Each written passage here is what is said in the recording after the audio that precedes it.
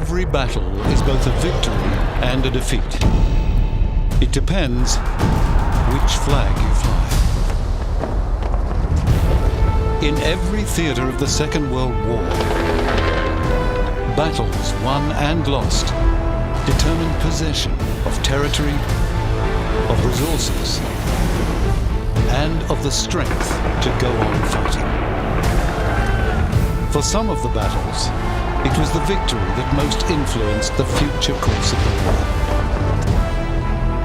For others, it was the defeat.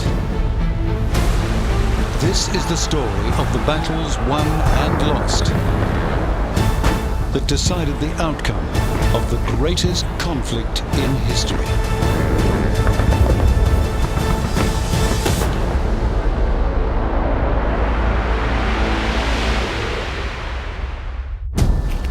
The battles of the First World War were battles of attrition, opposing armies hardly moving between lines of trenches.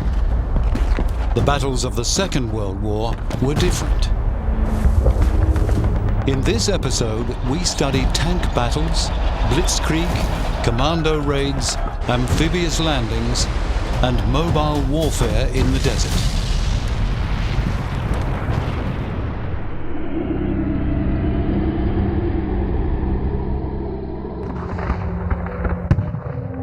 In August 1914, Germany attacked through Belgium. The attack failed, and the conflict turned into a war of attrition, which Germany was never going to win. In May 1940, Hitler gambled. The war in the West would end quickly, or he would follow the Kaiser into oblivion. Hitler is very interested in invading very rapidly. It's his generals and the Wehrmacht army that is very reluctant to invade France quickly because, of course, they're thinking of the First World War and this is likely to take 4 to 5 years. So there's a lot of emotional attachment to the idea that this is the First World War, but this time Germany will win. Plan Yellow had designed a German thrust along the lines of the opening offensive of the First World War. But Plan Yellow had fallen into the hands of the Allies, which created the opportunity for General Erich von Manstein. Yes, France was ready to be plucked. The whole force of the Nazi might was turned toward the west. How would they strike this time? Through Alsace-Lorraine as in 1870? Through the Low Countries as in 1914? What was the 1940 model conquest? Manstein's plan proposed an alternative route, outflanking the French defensive Maginot Line not by marching through Belgium, but by crashing through the forest of the Ardennes. The French are expecting Germany to come in much the same direction as they did in the First World War, and this means that they're in a quandary relatively quickly because they haven't actually planned or prepared for an attack through the Ardennes forest.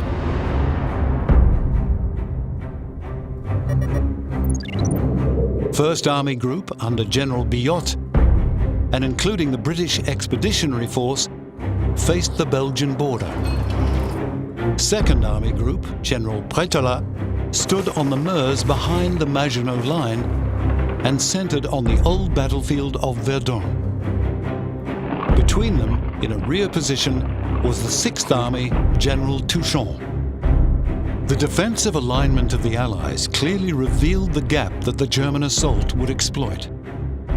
The French military philosophy that they're taking into this war is really concentrating on holding a defensive line, creating a stalemate on the northeastern front, and not turning to offense, which is really what they retrospectively probably should have done.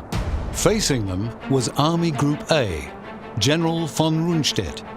The two sides were evenly matched. The Allies had 3,000 tanks to Germany's 2,500, but the Germans had an advantage in aircraft, and troops on the ground were very similar in number. But the German victory turned that apparent parity upside down. It was crushing. The battle began on May 10th, when German parachute troops secured Dutch bridgeheads and glider-borne commandos took the Belgian fortress at Eben-Emael. The 12th and 16th Armies, built around armour, crashed through the forest of the Ardennes, and the French 9th, shifting south to meet the threat, disintegrated. On May 12th, the leading German unit crossed the Meuse and stood on French soil. Within a day, the Dutch army was being ordered to fall back on the line Amsterdam, Rotterdam, Utrecht. The Netherlands was soon out of the war, and the German 12th and 16th armies, having crossed the Meuse, were threatening the Allied rear. And for the second time in 25 years, the Allies rushed to Belgium's aid.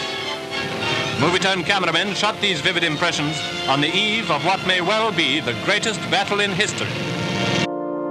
Within 4 days, the Allies were falling back from Belgium. On the 17th, the French were defeated at Sedan, and their Prime Minister telephoned his British counterpart to say, "We are beaten." It can't have happened so soon, Churchill said. But it had. The Germans were into open country, sweeping up behind the Allies. The main criticism you can really make of the French army is that they're slow at reacting to a new situation. And this is one area where it seems the German army is faster. Some of the tank groups which move to the Channel go well beyond what they're supposed to do. They're getting orders to halt, they're getting orders to stop, to let the rest of the troops come catch up, but they don't do it. A young commander named Erich Rommel pretended to have lost radio contact so that he did not have to check the forward surge of his 7th Panzer Division. On May 18th, he reached Cambrai before being ordered to halt. When the attack resumed, 3 commanders, Rommel in the north, Reinhardt in the center, Guderian in the south, smashed through to the coast. The Allied force had been divided. And with the 6th and 18th German armies moving forward, the Allies were being pressed on 2 fronts. Once the Germans do break through, the French don't really counterattack.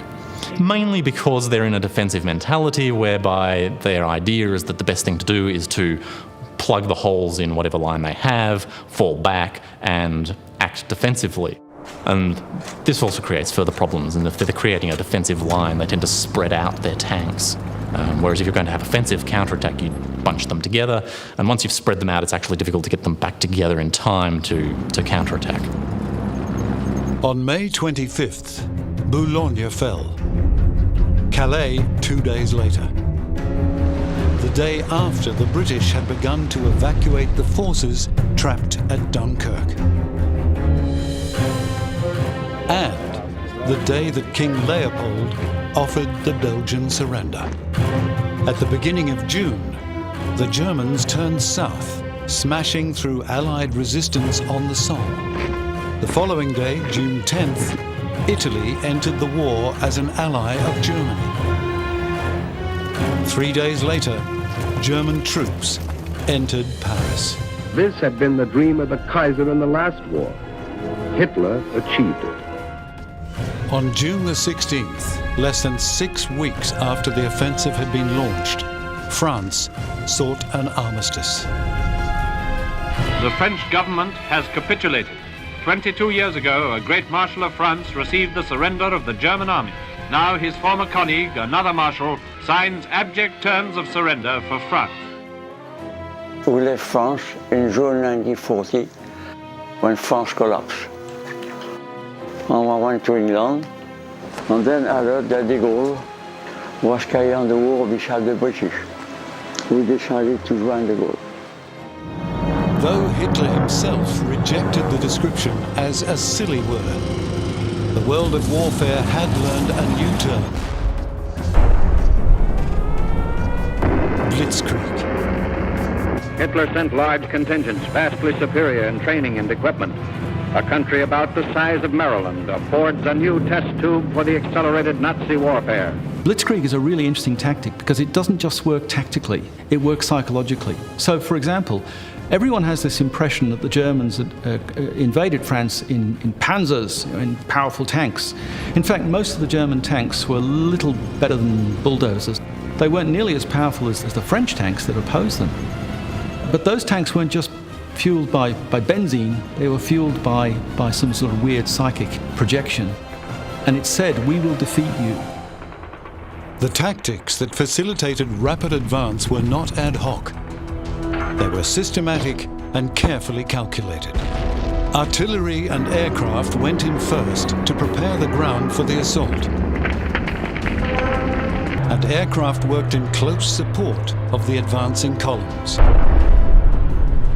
Spotter aircraft, the Fiesler Stor, the Junkers 88 dive bomber, and morale-busting Stuka. Stukas dive-bombed the French positions. The screaming sound they made didn't just destroy the French soldiers' bodies, it destroyed their minds. It said, we're targeting you. And these Stukas driving made a horrible screaming noise, and we dashed amongst the sand dunes and clawed at the earth, trying to get underground. The fear is just overpowering. And I knew then that was war. The commanders of the Anglo-French force made mistakes, and they worked with inherited mistakes that had failed to anticipate mobile, mechanized warfare. In France, the French army manned the Maginot Line and waited. Impatient by nature, the Frenchman persuaded himself that Hitler never meant to attack. Said Hitler, the French army rotted on its feet. The fall of France has to be seen above all as a victory. It was a victory for a bold strategic plan, grand in concept, efficient in detail, and effective in deployment, for initiative at all levels of command, and for effective weapons, designed for their coordinated roles in such an offensive. The invasion of France may have been the most decisive victory ever to fail to win a war.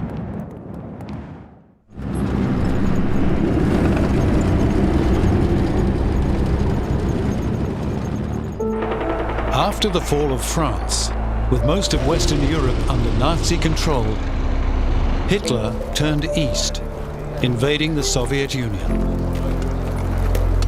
By 1943, he faced a dilemma. The invasion of Italy was imminent. The Second Front would follow, but the greatest part of his force was still deep inside Soviet territory. Hitler looked for a decisive action that would allow him to withdraw troops to face the threat in the West. The Battle of Kursk basically arises out of the last stages of the Battle of Stalingrad. When the Soviet winter offensive began in 1941-1942, Stalin is really overextending his reach. He's attempting to do too much. And that's exactly what happens at Stalingrad. Yes, the Sixth Army has been destroyed. Yes, the Soviet forces have driven into the Caucasus and into the eastern part of the Ukraine. But as they keep trying to attack, Manstein, the commander of Army Group South, is falling back on his centers of supply and resources. He is able to build an operational reserve, and then he is actually able to strike back against overextended Soviet forces. If the Red Army could be dealt a hammer blow, then, and only then, could Hitler consider transferring divisions from the Eastern Front to meet the threat in the West. The ebb and flow of the fighting had created a bulge in the Russian line, a salient. The Kursk salient is essentially named because the city of Kursk is in the middle of this bulge. And to understand it, it's a very large bulge. It's 250 kilometers north to south, and it's about 160 kilometers in depth. And the basic idea that Manstein has is, after this success, this counteroffensive against the Soviets, he sees an operational opportunity. If we could pinch off that salient, there would be an operational success there. But the window of opportunity is quite short. And so, Operation Citadel took shape. It's clear, too, that Hitler has massed his tanks and planes and men and thrown into this sudden onslaught just about the heaviest weight of material and manpower of any battle on the Eastern Front. Von Manstein's Army Group South would carry the battle. Von Manstein planned for Walter Model's 9th Army with 1,000 tanks to attack from the north and Hermann Hoth's 4th Panzer Army, 1,200 tanks, to swing from the south. They would meet at Kursk. But pinching out the Kursk salient was an obvious option. The Soviet hasn't been taken by surprise. For weeks, to judge by their air raids in the neighborhood of Orel and elsewhere, they've been expecting a German push on the Kursk salient. In anticipation of the attack, Stalin placed Central and Voronezh fronts under 2 able commanders, Batutin and Rokossovsky, at the mouth of the salient.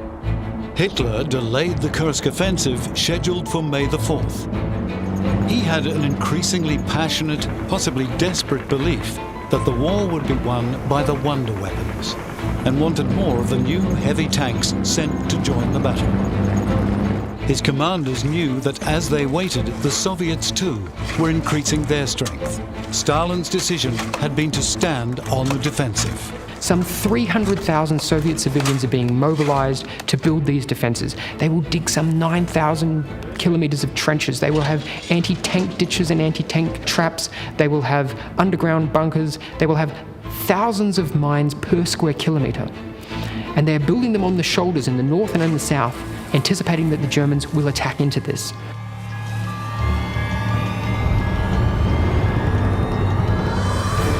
The Great Battle opened on July the 4th, a huge coming together of armor. 900,000 German troops with 2,500 tanks faced 1,300,000 Russians with 3,000 tanks, 20,000 pieces of artillery, 6,000 anti-tank guns, and 1,000 Katyusha rocket launchers. Солнечный, жаркий, теплый день. Дали команду. Первые мы только эшелоном шли в атаку. Как забила артиллерия, как засвистели, это, оказывается, ракета летит, за ее можно наблюдать, хвостиком она летит. A bombardment by air and artillery began the German offensive. Engineers moved forward at night to clear minefields. Страшно. Бомба свистит, она свистит не видно где. А как рвутся снаряды от минометов, они сильно минометный огонь. Я уже не говорю, там автоматы, там пулеметы строчили. After smashing through the Soviet lines, the 2 great German armies would power on, join up, and trap a huge Russian force in the Niptov salient. But that didn't happen. After 48 hours, the Germans had penetrated a little over 10 kilometers in 3 sections of the Soviet front. Hoth's formations made a strong push, forcing the Russians to send reinforcements to hold the advance. But progress slowed.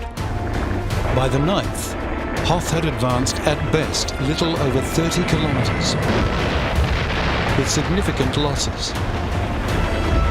On the 10th, he was obliged to bring up his reserves.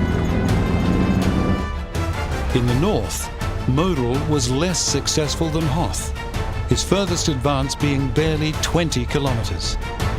And on the 11th, Zhukov and Vasilevsky counterattacked. Russia's reply to the opening of the attack was powerful and prompt. On the 12th, the Soviets brought their armored reserve, the 5th and 6th Guards tank armies, to Prokhorovka. What followed was a massive clash of mechanized forces. Prokhorovskoye Poboyshki, the Russians call it. The slaughter at Prokhorovka. It is really a material battle, and a successful one again. But the Soviets are going to lose 330 totally destroyed in Prokhorovka, and another 200 made non-operational. These are phenomenal losses, and the Germans suffer a tiny fraction of that. And why is that? Partly it is the story of the Tiger tank and the Panther tank. These new tanks have much thicker armor, they have much more powerful main armaments, and for example, the Tiger can engage the T-34, the standard Soviet tank, at far greater ranges. Therefore, it can destroy them before they're even in range. It's in some ways a battle, in some ways it's a massacre for Soviet armor. Туман, ничего не видно, дым, и бомбят, и артиллерия, и тут и с танками.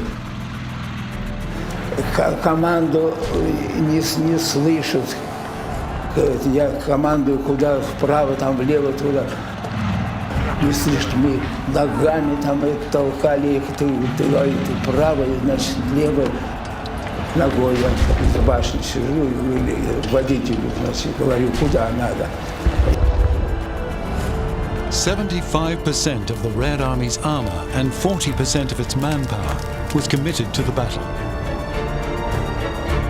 As the tanks had crashed into Prokhorovka, the Soviet West and Bryansk fronts north of that battlefield had also moved, threatening the rear of Model's army. The next day, facing a growing crisis with Allied landings in Sicily demanding reinforcement, Hitler called off Citadel. Germans were wiped out in tens of thousands, tanks in hundreds, yet the figures in the Soviet communiques still mounted. It's very costly to the Germans, even more costly to the Soviets. So in that sense, it's a tactical victory, you could say, for the Germans, but these things don't equal the one thing the Germans need, which is extremely high operational successes to balance out the superior Soviet production and access to manpower. By now, only one side could rebound from such a contest. Rather than free divisions for transfer to the west, Hitler's gamble had sacrificed men and armour that he could not easily replace. Panzer General Heinz Guderian said that for Germany, Kursk was a decisive defeat. Kursk is important, and Kursk is the end of the German initiative on the Eastern Front, but in some ways it's the end of the German initiative on the Eastern Front because the Soviets themselves realize it's in their interests to let the Germans exhaust themselves on fixed defenses before they begin a much larger counteroffensive that will carry through the rest of the summer right into the autumn, seize enormous tracts of German territory and destroy a lot of German equipment. By July the 15th, the Central Front began to move. 2 days later, the Southwest Front advanced, and by mid-August, the battle was over. The Russians were at the outskirts of Kharkov, and the last German offensive of the Eastern Front had come to nothing. From now on, Germany would be on the defensive all the way to Berlin.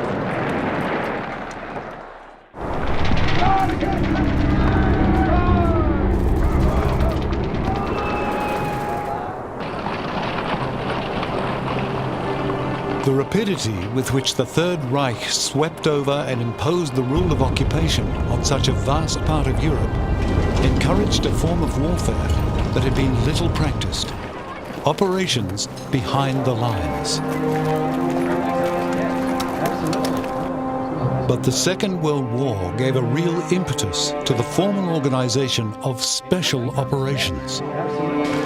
Units formed and trained specifically for such actions. Churchill, as a young man, had been a war correspondent and a soldier in the Anglo-Boer War in South Africa. He'd been very impressed with the highly mobile forces of the Boer opposition. He wanted something along those lines, small raiding forces that could strike at the Germans, but without requiring massive forces. And so he ordered that these units be created. He gave them the name of the Boer units in the Boer War, and he called them commandos. It was such units, commando units, that carried out the raid on Saint-Nazaire. It was called Operation Chariot. Concern for the safety of merchant shipping was behind the raid. Britain, so long in receipt of the bounty of its vast maritime empire, was, despite vigorous wartime efforts, dependent on imports for much of its essentials. There were two main threats to the Atlantic convoys. One were the U-boats. That was the biggest threat.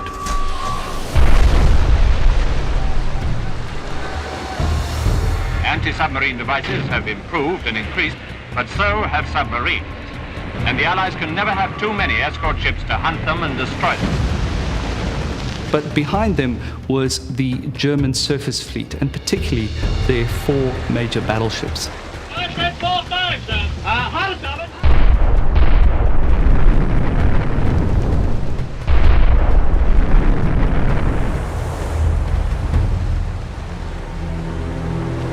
They operated out of bases on the French coast, and importantly, from one base with one very significant feature.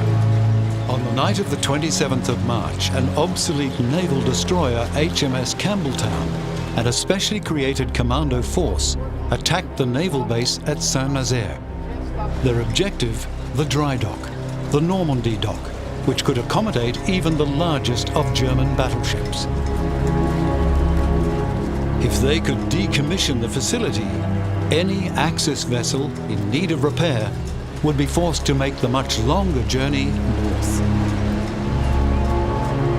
The location was problematic. Not on an open stretch of coast, but tucked into the estuary of the Loire, with narrow channels confined by shoals, making the approach to the dock easily defensible. But British intelligence learned that the most powerful German capital ship, Tirpitz, was about to join the Kriegsmarine. The plan was to ram Campbelltown into the dock gates and detonate the time-delayed explosives hidden on board to render the dock unusable. It was an enormously risky plan. The port itself was heavily defended. The attackers were outnumbered something like 8-1. The defenders had heavy coastal artillery. Even on the way there, it was risky. The task force faced danger of U-boats, and in fact, at one point, the escorts had to pull away from the Campbelltown in order to chase away a U-boat. They were also at risk from the air, from the Luftwaffe, so it was highly risky, and surprise was absolutely essential. But the strong and clearly alert German defences rendered useless all of the small boats that had been the commandos' intended means of escape. They were forced to fight, and they did.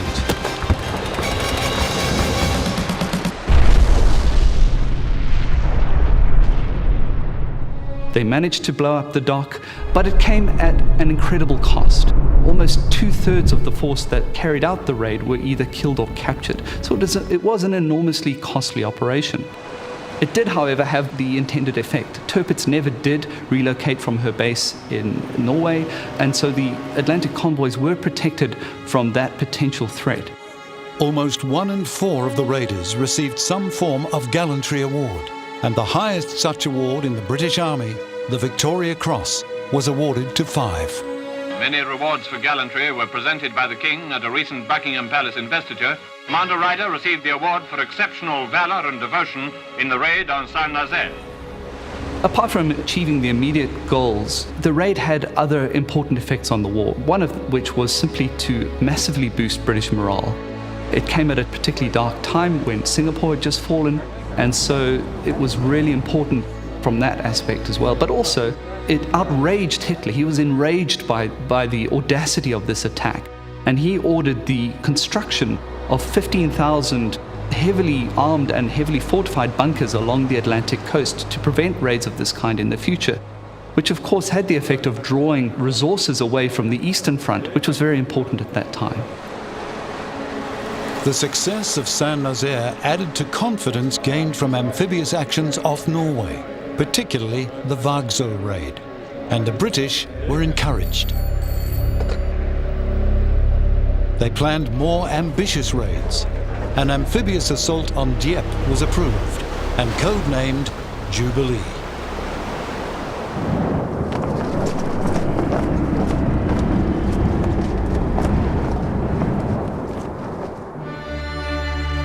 Yesterday morning at 2:41 a.m., General Jodl, the representative of the German High Command, and of Grand Admiral Dönitz signed the Act of Unconditional Surrender to the Allied Expeditionary Forces and simultaneously to the Soviet High Command.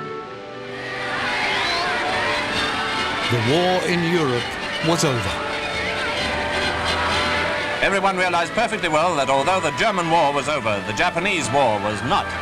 There was only one possible outcome in the East, but the fighting continued. On the Asian mainland, a great Japanese offensive in China had been checked, and Japanese troops had evacuated Burma. In the Pacific, the steady, island-by-island approach to Japan itself was continuing. It had been decided by the Allies that there be a sustained bombing campaign of Japan before an invasion, for obvious reasons. This is essentially an extension of the strategy in Europe. To do that, Okinawa and Iwo Jima had to be taken. They were forward staging bases, B-29s, while they had been in a position to fly over Japan before, but they could now be concentrated, and most importantly, P-51s, long-range fighters, could escort the bombers. So by getting that close to Japan, it would multiply the effect of the Allied air offensive. The Japs had spent years fortifying Iwo Jima, for as distance goes in the Pacific, it lies right on Japan's doorstep. More than 1,200 kilometers south of Tokyo, one of the volcano group of islands, Iwo Jima, has an area of just over 20 square kilometers. In early 1944, Major General Tadamichi Kuribayashi and the men of the 109th Division had been sent to turn Iwo Jima into an impregnable fortress and to defend it. Kuribayashi was seen off by the Emperor in person. He was not expected to return to Japan. On the morning of February 19th, the first wave of the men of the 3rd, 4th and 5th Marine Divisions landed on Iwo Jima. If their losses were too great, the Pacific strategy may have been thrown into doubt. The Japanese had a way of making underwater swimmers strap a bomb on their head, swim underwater, and bounce their head into the ship.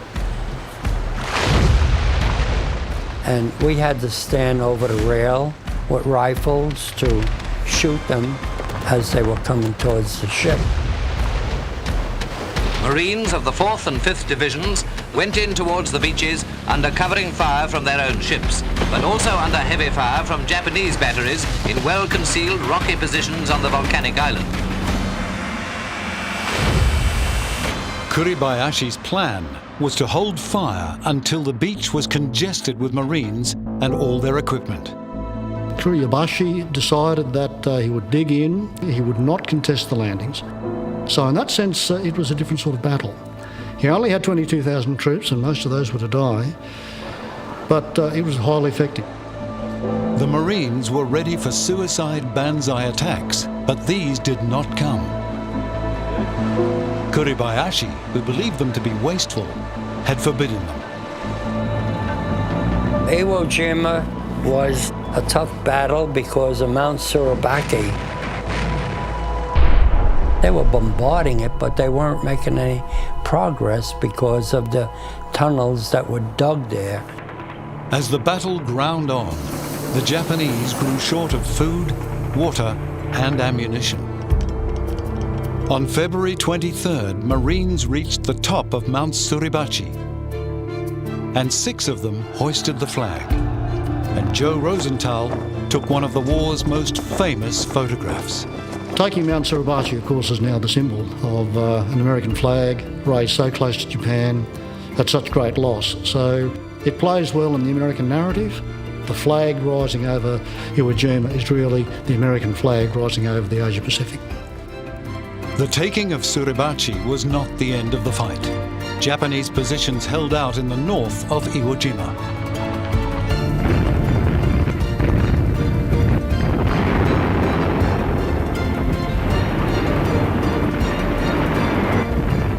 And it went on for a month, on 22,000 on a pinpoint island. So 3 Marine divisions, virtually the entire Marine Corps. And then they had to grind their way to the other end of the island. So that was a fight from go to woe. In the end, the Japanese did resort to the banzai charge, finally closing the battle for Iwo Jima on March 25th.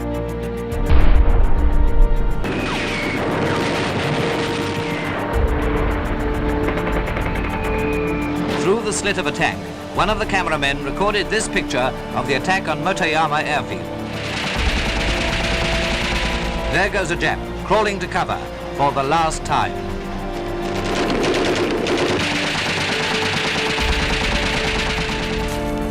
On the 27th, General Kurebayashi committed suicide. Taking the island had cost the Americans 6,800 dead, more than a third of the Marine Corps dead for the whole war. 216 Japanese had been captured from a garrison of 22,000. The others were killed in battle, committed suicide, or hid in the caves from which they were painstakingly prized in the years ahead. The last surrendering in 1949, when they were finally persuaded that the war was over.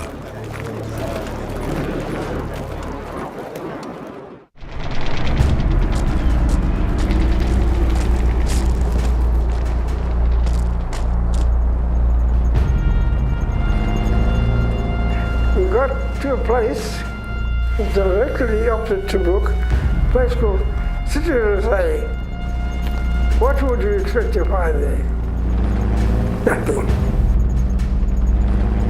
There was a stone, not a building, nothing.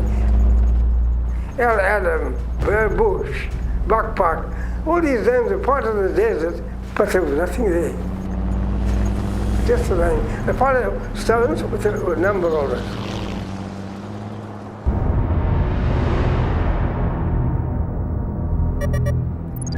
Tobruk mattered. It was the best port for miles in either direction.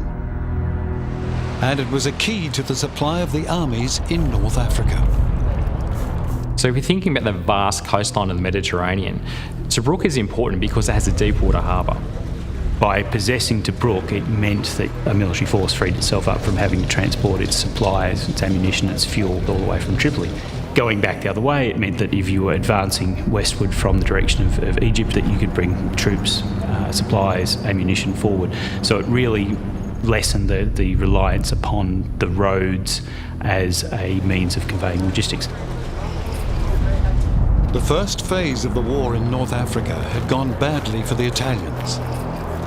But things changed after they were reinforced by their allies. The Germans landed the Africa Corps under the command of Erwin Rommel. Tobruk was held by the 9th Australian Division, General Leslie Morshead.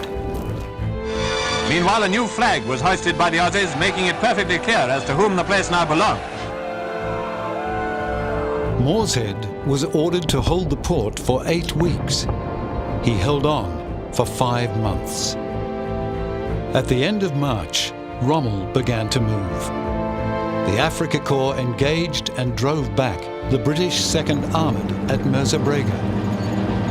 The Italian Brescia Division advanced on the left flank through Benghazi. The German 54th, supported on the right by the Italian Ariete, moved south of the Jebel Akhdar for Mekili, where on April 6th, the chaotic nature of the British withdrawal was highlighted by the capture of 2 generals, Neame and O'Connor. On April 11th, Rommel began to attack Tobruk, which had been reinforced by sea with the dispatch of an Australian infantry brigade and a few tanks. Churchill's decision to support the defence of Greece had weakened the Allied position in North Africa. Force W, 4 divisions strong, had been dispatched from Alexandria in March. But Morshead had organised his command effectively, and Rommel's first assaults on Tobruk were repelled. If Morshead and his garrison could hold out, that would be a victory.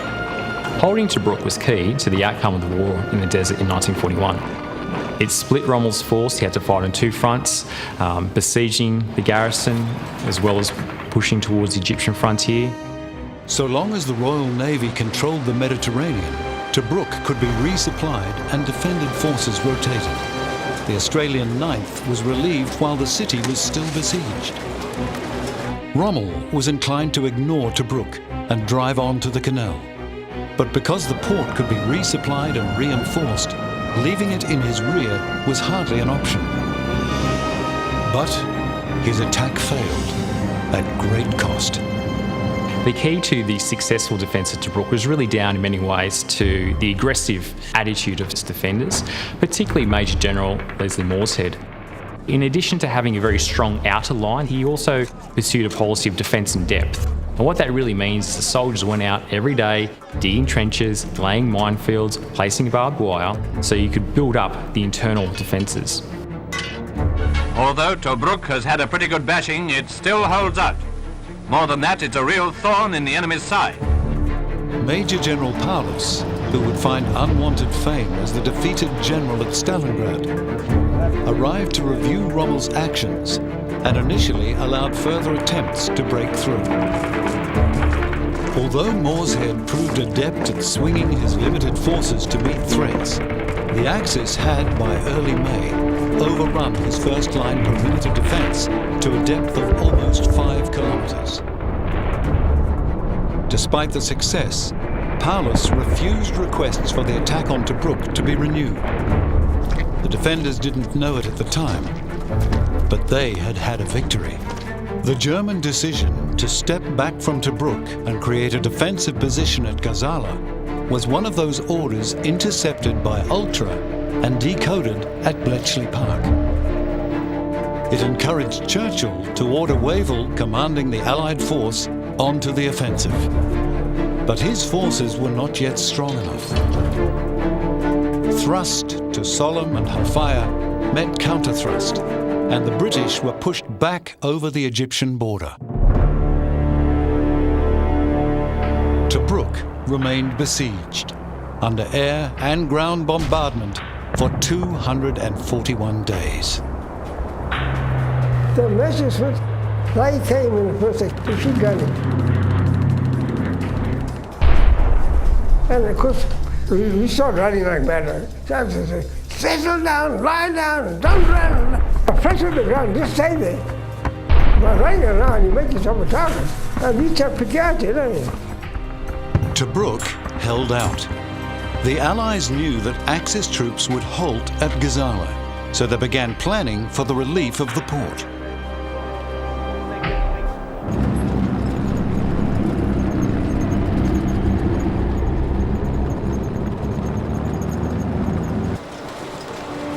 The first Tobruk relief operation, codenamed Brevity, was launched in mid-May. It failed. The second, Operation Battle Axe, followed in June. It also failed, which led to a change in North African command. The new British commanders began planning for a new campaign, Operation Crusader. One of the outcomes of the experience of Brevity, of Battle Axe, is that the British start to look at the way that their forces are structured. They start to learn, particularly from their enemy, from the Germans, the way that they combine armour and artillery. You see the concept of the brigade group becoming the standard mid-level organisation for the British and Commonwealth forces in North Africa.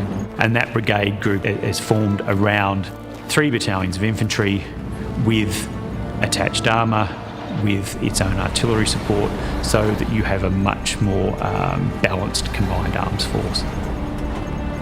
By November 41, the Allied force, reorganised as the 8th Army, outnumbered the Axis with more men, more tanks, and a 3-to-1 superiority in air power.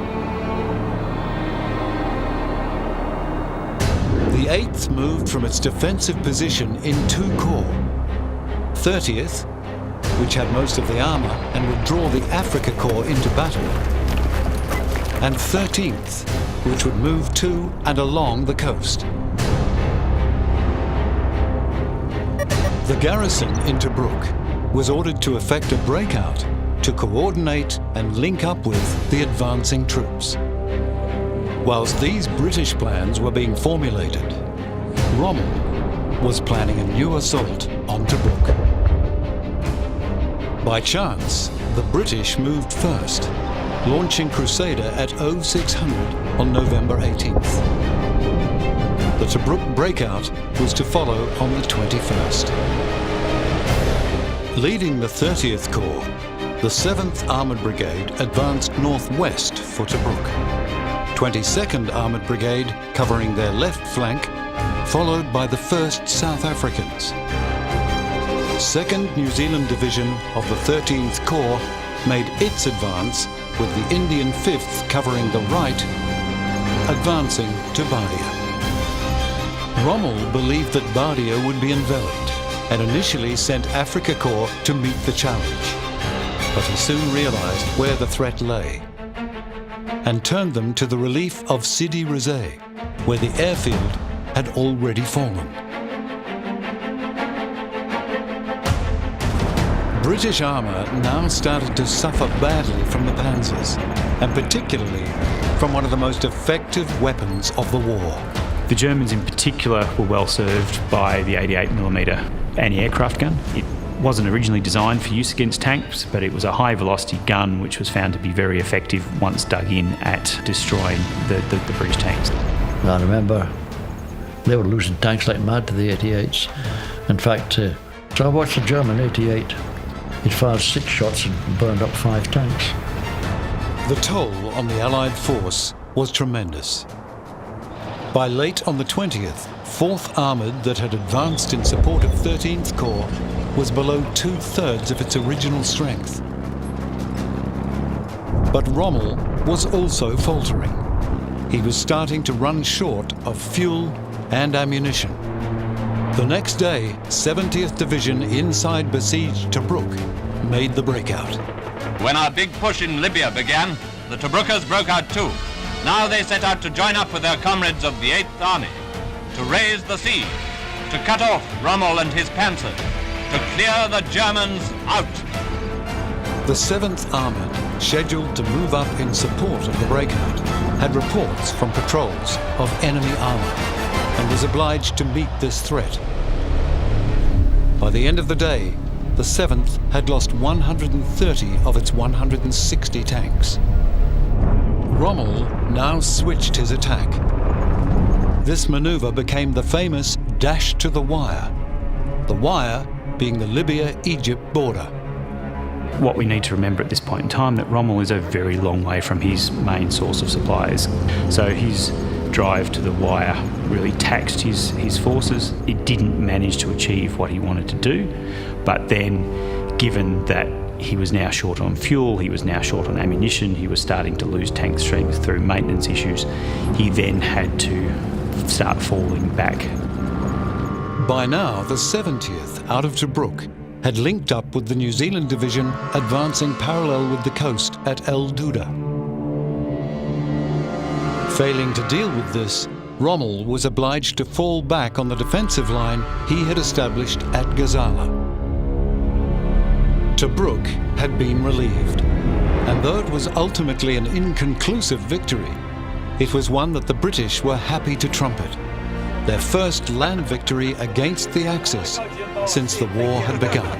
It shows British and the Commonwealth forces are still fighting against the Germans. We're not giving up. And this is important to show to the Americans that, hey, don't write us off. We're still in this war against Hitler and Mussolini.